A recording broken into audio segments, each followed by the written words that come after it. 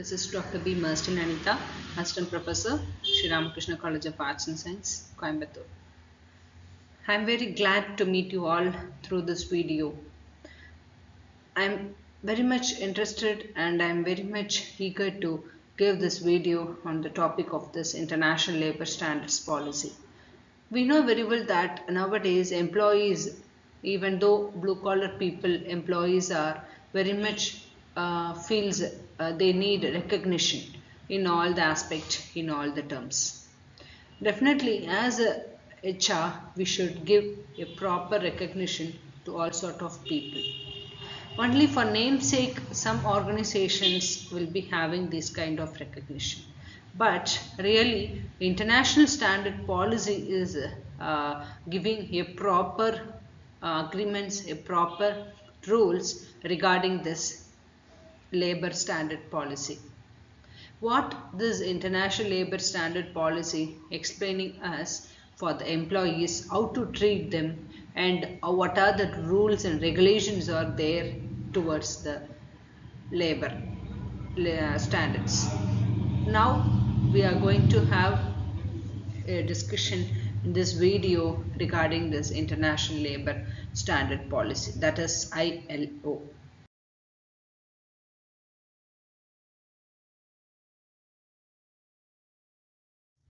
What are the four important components? The first one, better promotion and application for the existing corpus to up to date.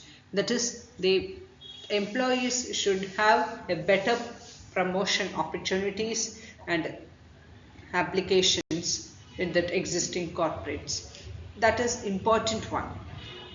In this aspect, they have framed this standard policy. Then second one, they want to strengthen the supervisory system. The employees, when they are monitoring them, supervising them, it has to be an effective manner. That is the second one.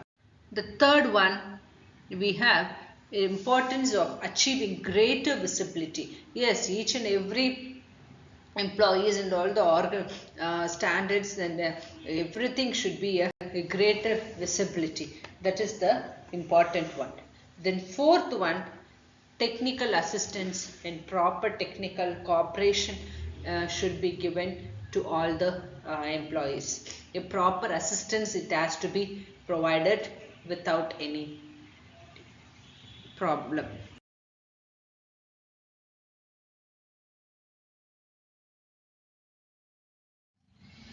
That is standard policy.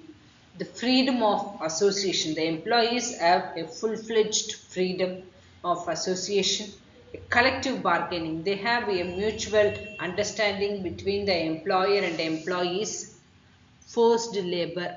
That is, the employers should not force the laborers to work. They should not give a concrete forcing to the employees to do anything. Then fourth one, child labor should be avoided. That is, only the adult have to be appointed. The child labor should be avoided. Equality of opportunity and treatment. Properly they have to treat the employees. There should not be any partiality or inequality. So equal opportunity and treatment should be given to all them. Then tripartite consultation, a proper consultation, third party consultation should be there. So consultation, if any problem comes, if any crisis comes through that consultation they can get that solution. Labor administration, a proper administration have to be maintained, a proper inspection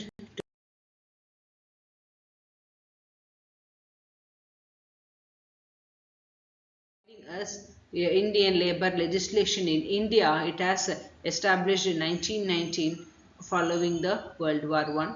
A social engineering project it has formulated for to protect the workers, to give proper rights and freedom, equality, dignity to all sort of employees.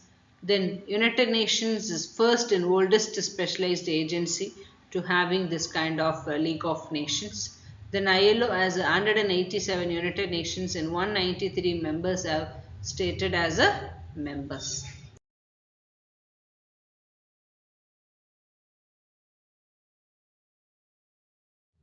What are the fundamental terms of ILO in the sense?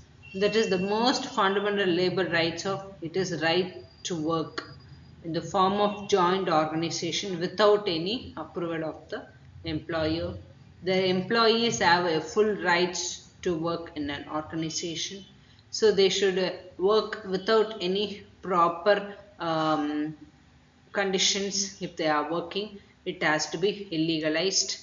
That is freedom of association and protection of the right of organized a convention. That is, it has established in 1948. The employees should have a mutual understanding, a mutual membership, a mutual conversation have to be maintained under the Act of Collective Bargaining Convention. It has framed in 1949 to protect the workers in the organization to reduce from the anti-union discrimination. If any workplace, in an workplace, if any discrimination happens, it can be avoided during in the policy of collective bargaining convention.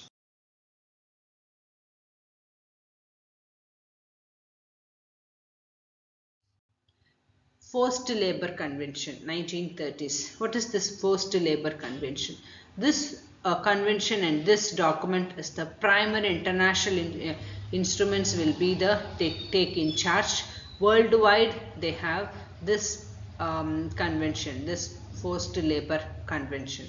It criminalizes the use of laborers having any problems in their working place or something else. So it can be avoided.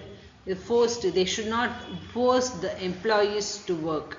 They should not force to do anything apart from their willingness. So that is Forced Labor Convention, 1930.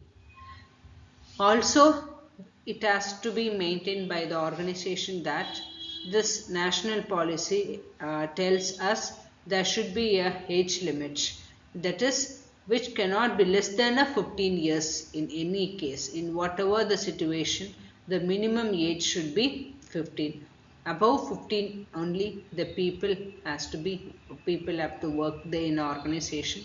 Below 15 minimum age the workers will not, that is young people, physically and challenged people, mental development, mentally disordered people should be avoided. So in these kind of things and everything, it has quoted in Minimum Age Convention 1970. Also, this ILO explains us equal remuneration should be given. The ratified states in convention should be given.